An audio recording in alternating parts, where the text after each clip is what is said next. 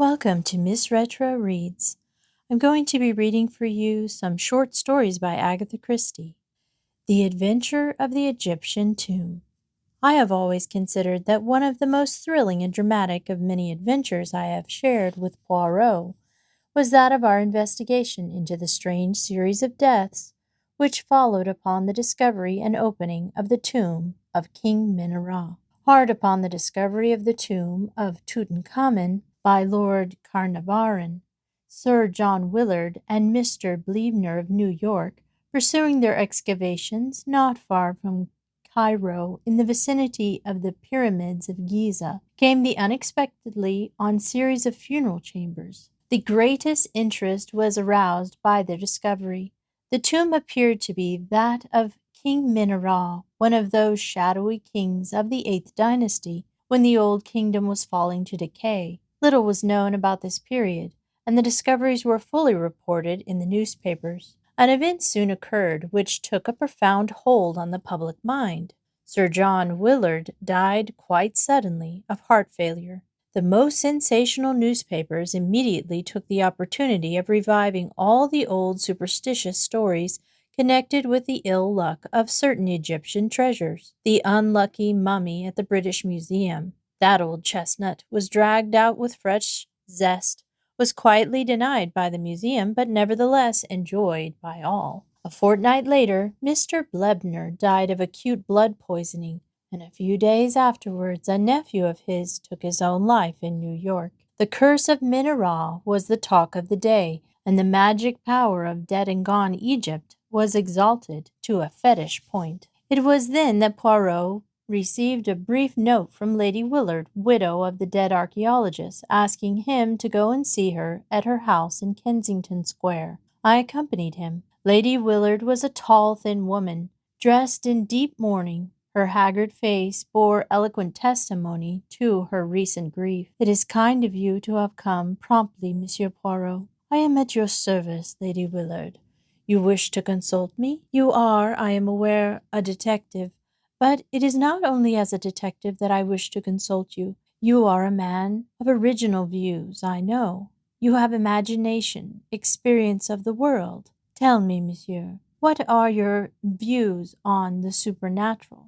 Poirot hesitated for a moment before he replied. He seemed to be considering finally, and he said, "Let us not misunderstand each other, Lady Willard. It is not a general question that you are asking me there. It has a personal application, has it not? You are referring to the death of your late husband." "That is so," she admitted. "You want me to investigate the circumstances of his death? I want you to ascertain for me exactly how much is newspaper chatter and how much may be said to be found of fact. 3 deaths, Monsieur Poirot, each one explicable taken by itself, but taken together, surely, an almost unbelievable coincidence, and all within a month of the opening of the tomb. It may be mere superstition.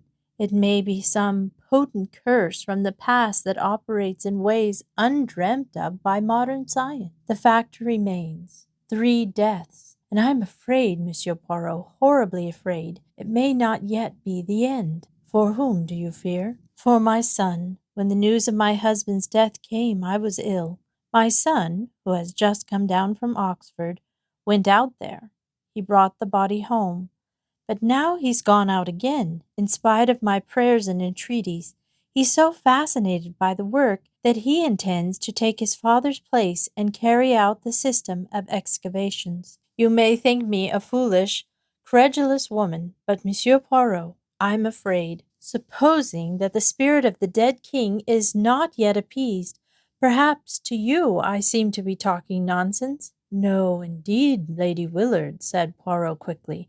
"I, too, believe in the forces of superstition, one of the greatest forces the world has ever known." I looked at him in surprise. I should never have credited Poirot with being superstitious, but the little man was obviously in earnest. "What you really demand is that I shall protect your son. I will do my utmost to keep him from harm." "Yes, in the ordinary way, but against an occult influence?" "My dear lady, now let us come to facts that I may have guidance. Your husband had always been a devoted Egyptologist, hadn't he?" Yes, from his youth upward, he was one of the greatest living authorities on the subject. But Mr. Blebner, I understand, was more or less an amateur. Oh, quite. He was a very wealthy man who dabbled freely in any subject that happened to take his fancy. My husband managed to interest him in Egyptology, and it was his money that was so useful in financing the expedition. And the nephew, what do you know of his tastes? Was he with the party at all? I do not think so. In fact, I never knew of his existence till I read of his death in the paper. I do not think he and Mr. Blebner can have been at all intimate. He never spoke of having any relations. Who are the other members of the party? Well, there is a Dr. Toswell, a minor official connected with the British Museum, Mr. Schneider of the Metropolitan Museum in New York, a young American secretary, Dr. Ames, who accompanies the expedition in his professional capacity, and Hassan, my husband's devoted servant. Do you remember the name of the American secretary? Harper, I think, but I cannot be sure. He had not been with Mr. Blebner very long, I know. He was a very pleasant young fellow. Thank you, Lady Willard. If there's anything else— For the moment, nothing. Leave it now in my hands, and be assured that I will do all that is humanly possible to protect your son. They were not exactly reassuring words, and I observed Lady Willard wince as he uttered them. Yet, at the same time, the fact that he had not pooh-poohed her fears seemed in itself to be a relief to her. For my part, I had never before suspected that Poirot had so deep a vein of superstition in his nature. I tackled him on the subject as we went homewards. His manner was grave and earnest. But yes, Hastings, I believe in these things. You must not underrate the force of superstition. What are we going to do about it? Ah, good Hastings, ah bien. To begin with, we are going to cable New York for fuller details of young Mr. Blebner's death. He duly sent off his cable. The reply was full and precise. Young Rupert Blebner had been in low water for several years. He had been a beachcomber and a remittance man in several South Sea islands, but had returned to New York 2 years ago, where he had rapidly sunk lower and lower. The most significant thing, to my mind, was that he had recently managed to borrow enough money to take him to Egypt. "I've a good friend there I can borrow from," he had declared. Here, however, his plan had gone awry. He had returned to New York, cursing his skinflint of an uncle, who cared more for the bones of dead and gone kings than his own flesh and blood. It was during his sojourn in Egypt that the death of Sir John Willard occurred. Rupert had plunged once more into his life of dissipation in New York, and then, without warning, he had taken his life, leaving behind him a letter which contained some curious phrases. It seemed written in a sudden fit of remorse. He referred to himself as a leper and an outcast, and the letter ended by declaring that such as he were better dead. A shadowy theory leapt into my brain. I had never really believed in the vengeance of a long-dead Egyptian king. I saw here a more modern crime. Supposing this young man had decided to do away with his uncle, preferably by poison. By mistake, Sir John Willard received the fatal dose. The young man returns to New York, haunted by his crime. The news of his uncle's death reaches him. He realizes how unnecessary his crime had been, and stricken with remorse, takes his own life. I outlined my solution to Poirot.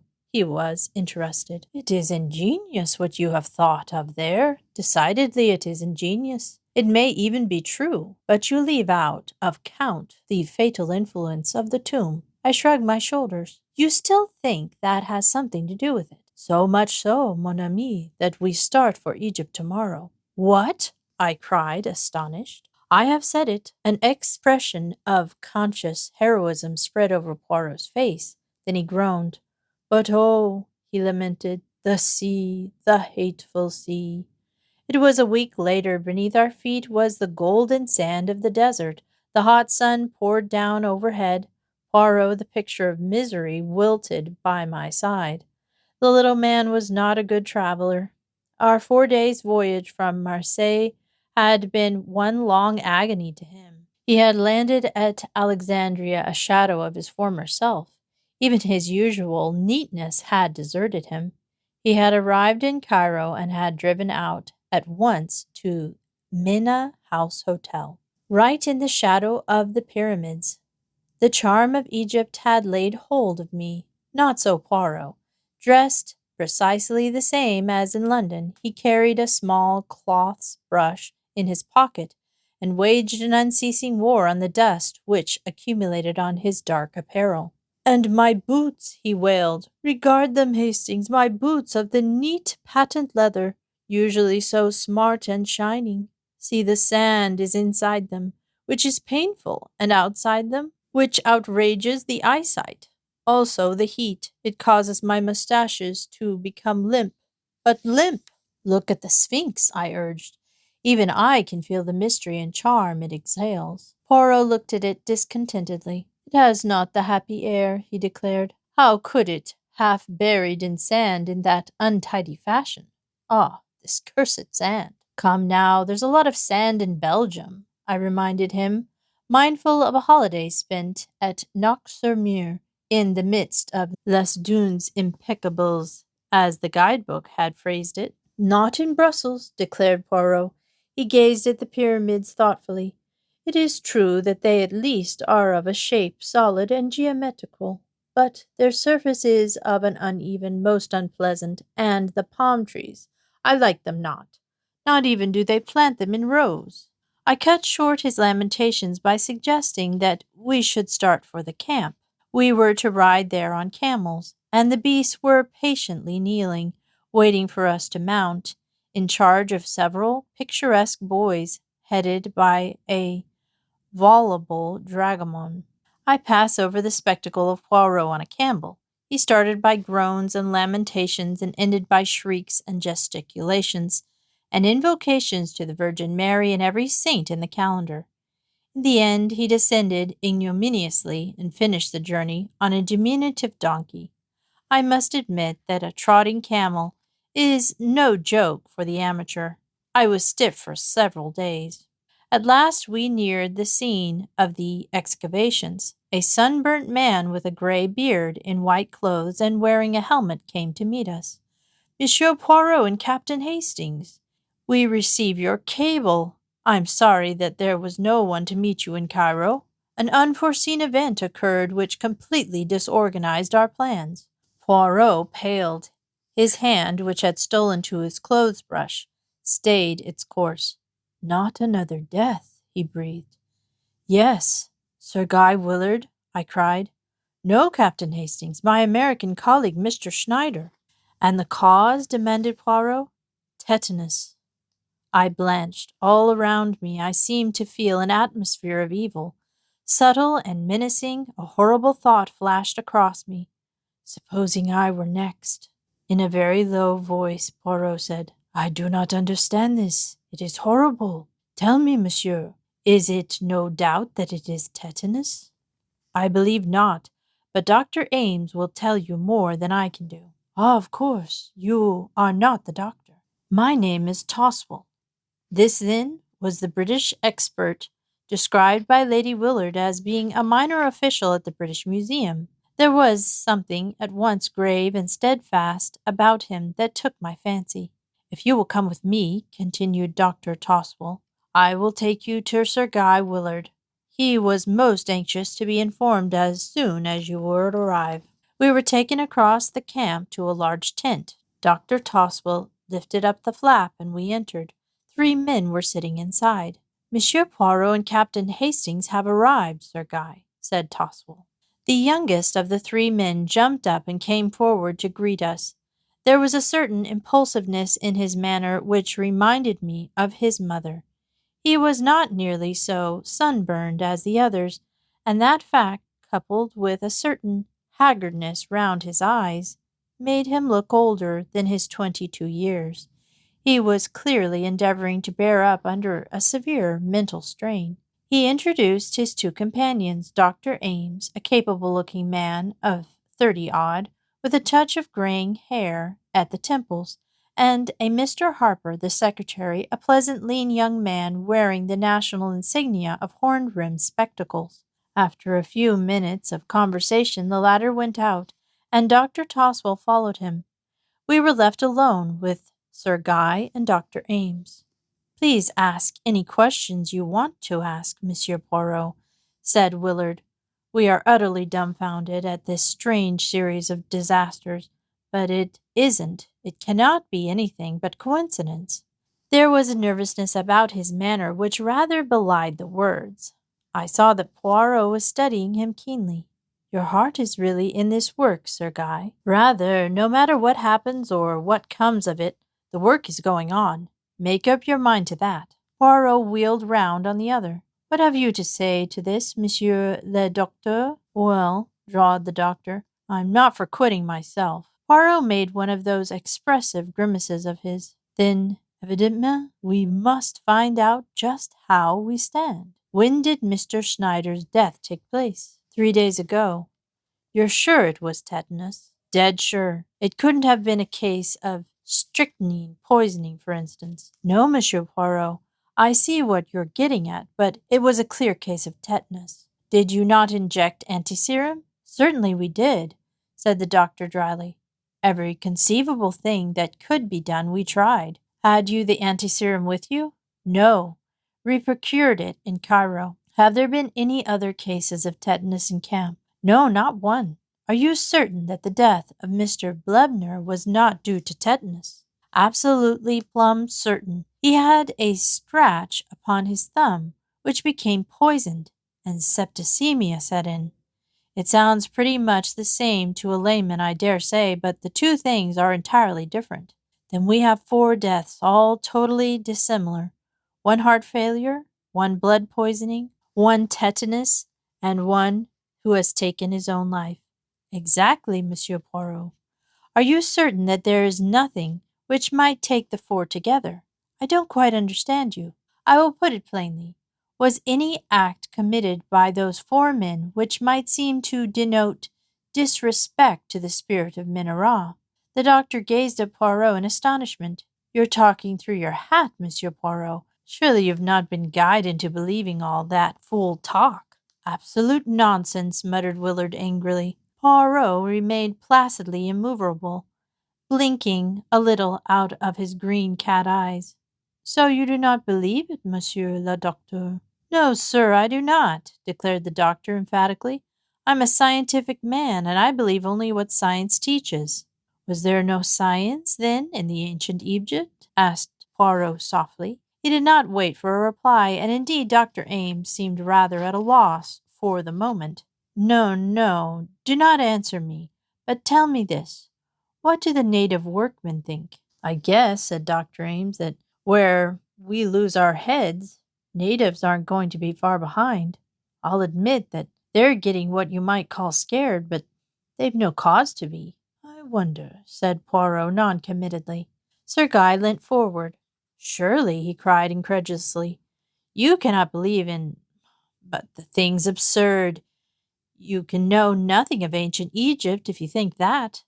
For answer, Poirot produced a little book from his pocket, an ancient tattered volume.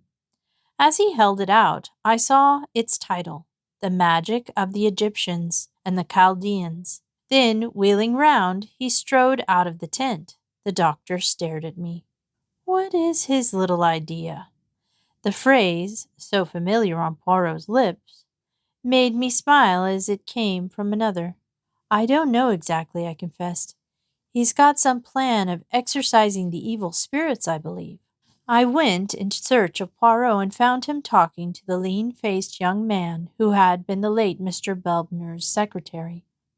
No, Mr. Harper was saying, I've only been 6 months with the expedition. Yes, I know Mr. Blebner's affairs pretty well.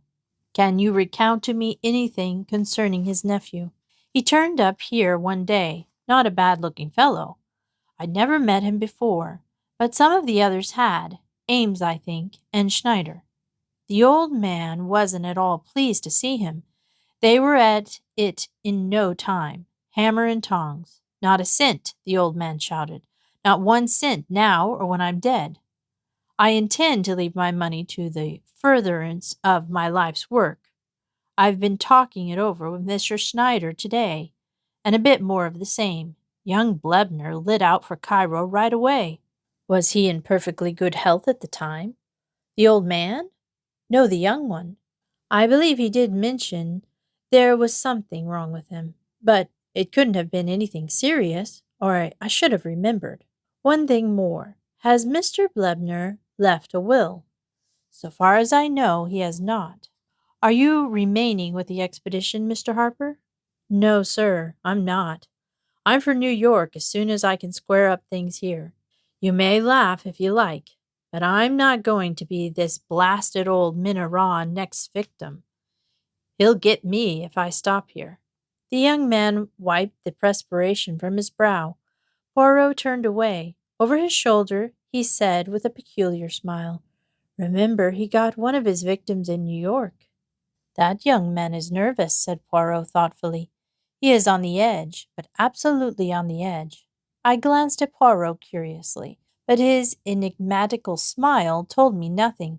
In company with Sir Guy Willard and Dr. Toswell, we were taken round the excavations. The principal find had been removed to Cairo, but some of the tomb furniture was extremely interesting. The enthusiasm of the young baronet was obvious, but I fancy that I detected a shade of nervousness in his manner, as though he could not quite escape from the feeling of menace in the air. As we entered the tent, which had been assigned to us for a wash before joining the evening meal, a tall, dark figure in white robes stood aside to let us pass. With a graceful gesture and a murmured greeting in Arabic, Poirot stopped. "You are Hassan, the late Sir John Willard's servant?" "I served my lord, Sir John. Now I serve his son." He took a step nearer to us and lowered his voice. "You are a wise one, they say, learned in dealing with evil spirits. Let the young master depart from here. There is evil in the air around us." And with an abrupt gesture, not waiting for a reply, he strode away. "Evil in the air," muttered Poirot. "Yes, I feel it." Our meal was hardly a cheerful one. The floor was left to Dr. Toswell, who discoursed at length upon Egyptian antiquities. Just as we were preparing to retire to rest, Sir Guy caught Poirot by the arm and pointed. A shadowy figure was moving amid the tents. It was no human one. I recognized distinctly the dog-headed figure I had seen carved on the walls of the tomb. My blood literally froze at the sight. Poirot crossed himself vigorously. "The jackaled head, the god of departing souls." "Someone is hoaxing us," cried Dr. Toswell, rising indignantly to his feet. "It went into your tent, Harper," muttered Sir Guy, his face dreadfully pale. "No," said Poirot, shaking his head. "Into that of Dr. Ames." The doctor stared at him incredulously, then repeated Dr. Toswell's words. He cried, "Someone is hoaxing us. Come, we'll soon catch the fellow." He dashed energetically in pursuit of the shadowy apparition. I followed him, but, search as we would, we could find no trace of any living soul having passed that way. We returned somewhat disturbed in mind to find Poirot taking energetic measures in his own way to ensure his personal safety. He was busily surrounding our tent with various diagrams and inscriptions, which he was drawing in the sand. It appeased to excite the liveliest contempt in Dr. Toswell, who drew me aside, literally snorting with rage. "Balderdash, sir!" he exclaimed angrily. "Pure balderdash! The man's an impostor. He doesn't know the difference between the superstitions of Middle Ages and the beliefs of ancient Egypt. Never have I heard such a hopscotch of ignorance and credulity." I calmed the excited expert and joined Poirot in the tent. My little friend was beaming cheerfully. "We can now sleep in peace," he declared happily, "and I can do with some sleep. My head aches abominably. Ah, for a good tisane." As though in answer to a prayer, the flap of the tent was lifted, and Hassan appeared, bearing a steaming cup, which he offered to Poirot. It proved to be chamomile tea, a beverage of which he is inordinately fond. Having thanked Hassan and refused his offer for another cup for myself, we were left alone once more. I stood at the door of the tent, some time after undressing, looking out over the desert. A wonderful place, I said aloud, and a wonderful work. I can feel the fascination. This desert life is probing into the heart of vanished civilization. Surely, Poirot, you too must feel the charm. I got no answer, and I turned, a little annoyed. My annoyance was quickly changed to concern. Poirot was lying back across the rude couch, his face horribly convulsed. Beside him was the empty cup. I rushed to his side, then dashed out and across the camp to Dr. Ames's tent. "Dr. Ames," I cried, "come at once." "What's the matter?" said the doctor, appearing in his pajamas. "My friend, he's ill, dying, the chamomile tea. Don't let Hassan leave the camp." Like a flash, the doctor ran to our tent. Poirot was lying as I left him. "Extraordinary," cried Ames. "Looks like a seizure. Or what did you say about something he drank?" He picked up the empty cup. "Only I did not drink it," said a placid voice. He turned in amazement. Poirot was sitting up on the bed. He was smiling. "No," he said gently, "I did not drink it. While my good friend Hastings was apostatizing the night, I took the opportunity of pouring it out, not down my throat, but into a little bottle. That little bottle will go to the chemist. No," as the doctor made a sudden movement, "as a sensible man, you will understand what violence will do of no avail. During Hastings' brief absence to fetch you, I have had time to put the bottle in safekeeping." "Ah, quick, Hastings, hold him." I misunderstood Poirot's anxiety. Eager to save my friend, I flung myself in front of him, but the doctor's swift movement had another meaning. His hand went to his mouth. A smell of bitter almonds filled the air, and he swayed forward and fell. "Another victim," said Poirot gravely, "but the last. Perhaps it is the best way. He has 3 deaths on his head." "Dr. Ames," I cried, stupefied, "but I thought you believed in some occult influence." "You misunderstood me, Hastings.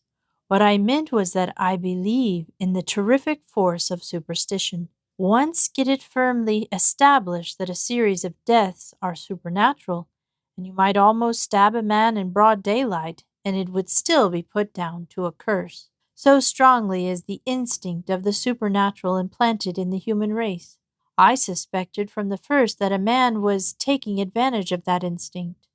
The idea came to him, I imagine, with the death of Sir John Willard. A fury of superstition arose at once. As far as I could see, nobody could derive any practical profit from Sir John's death. Mr. Blebner was a different case. He was a man of great wealth. The information I received from New York contained several suggestive points. To begin with, young Blebner was reported to have said he had a good friend in Egypt from whom he could borrow. It was tactfully understood that he meant his uncle. But it seemed to me that in that case he would have said so, and I learned from Harper that he was previously acquainted with young Blebner. Doubtless the latter had some time or another had made a will or had insured his life in favor of the doctor. The latter saw his chance of acquiring wealth. It was easy for him to inculcate Mr. Blebner with the deadly germs. Then the nephew, overcome with despair at the dread news his friend had conveyed to him, took his own life.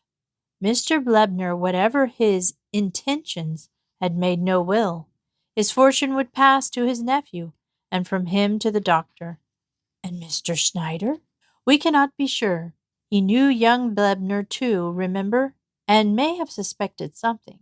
The doctor may have thought that a further motiveless and purposeless death would strengthen the coils of superstition. Furthermore, I will tell you an interesting psychological fact, Hastings. A murderer has always a strong desire to repeat his successful crime. The performance of it grows upon him. Hence my fears for young Willard. The figure of Anubis you saw tonight was Hassan, dressed up by my orders. I wanted to see if I could frighten the doctor, but it would take more than the supernatural to frighten him. I could see that he was not entirely taken in by my pretense of belief in the occult. The little comedy I played for him did not deceive him. I suspected that he would endeavor to make me the next victim. Ah, but in spite of all the abominable heat and the annoyance of the sand, the little gray cells still functioned. Poirot proved to be perfectly right in his premises. Young Blebner, some years ago, in a fit of drunken merriment, made a joking will, leaving my cigarette case you admire so much, and everything else of which I die possessed, which will probably be debts, to my good friend Robert Ames, who once saved my life from drowning. The case was hushed up as far as possible, and to this day people talk of the remarkable series of deaths connected with the tomb of Minera as a triumphal proof of the vengeance of the bygone king upon the desecrators of his tomb, a belief, as Poirot pointed out to me, is contrary to all Egyptian belief and thought. The end. I hope you enjoyed that. There are a few more cases we'll get to, and I'll be reading these on Wednesday, so join me next time for that. And thanks for listening to Miss Retro Reads.